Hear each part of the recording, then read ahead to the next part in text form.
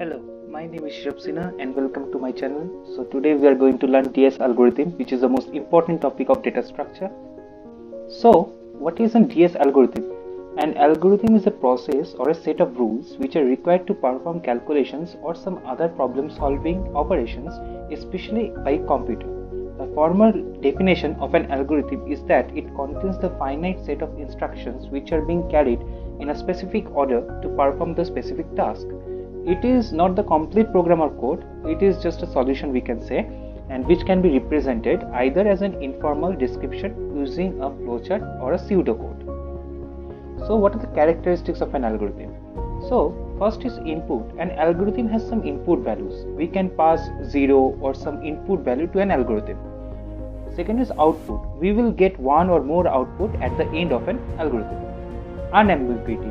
An algorithm should be unambiguous, which means that the instructions in an algorithm should be clear and simple. Fourth is finiteness. An algorithm should have finiteness. Here, finiteness means that the algorithm should contain a limited number of instructions. That is, the instructions should be countable. Then, effectiveness. An algorithm should be effective, as each instruction in an algorithm affects the overall process. Then, the language independent. An algorithm must be language independent so that the instructions in an algorithm can be implemented in any of the languages with the same output. So what are the data flow of an algorithm? So first is problem. A problem can be a real world problem or any instance from the real world problem for which we need to create a program or the set of instructions. So this set of instructions is known as an algorithm. Second is algorithm. An algorithm will be designed for a problem, which is a step-by-step procedure. Then input. After designing an algorithm, the required and the desired inputs are provided to the algorithm. Then the processing unit. So what is the processing unit? The input will be given to the processing unit and the processing unit will produce the desired output. Then the output. The output is the outcome or the result of the program. So those were we have learned the data flow of an algorithm. Now we will learn that why do we need algorithms. So we need algorithms because of the following reasons.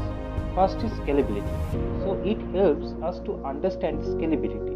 When we have a big real world problem, then we need to scale it down into small steps to easily analyze the problem. Then of course the performance. So the real world is not easily broken down into smaller steps. If the problem can be easily broken into smaller steps, means that the problem is feasible. So let us understand the algorithm through a real world example.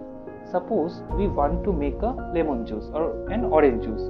So following are the steps required to make the orange juice. So first we will cut the lemon into half. The second step is squeeze the lemon as much you can and take out the juice in a container.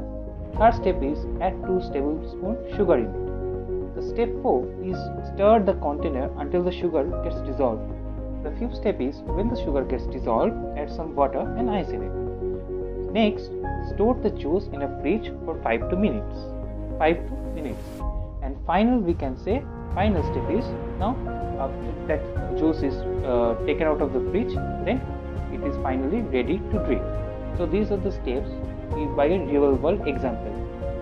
Now the above real world can be directly compared to the definition of the algorithm. We cannot perform the step 3 before the step 2. As you can see that we cannot add 2 tablespoons sugar in it until and unless we squeeze the lemon as much as we can take. So we need to follow the specific order to make lemon juice. An algorithm also says that each and every instruction should be followed in a specific order to perform a specific task. Now we will look an example of an algorithm in programming. So we will write an algorithm to add 2 numbers entered by the users. The following are the steps required to add 2 numbers entered by the user. First is start. Then we will declare 3 variables a, b and the sum.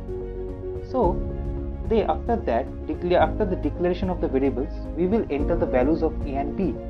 Then we will add the values of a and b and store the result in the sum variable, that is sum, which is equal to a plus b.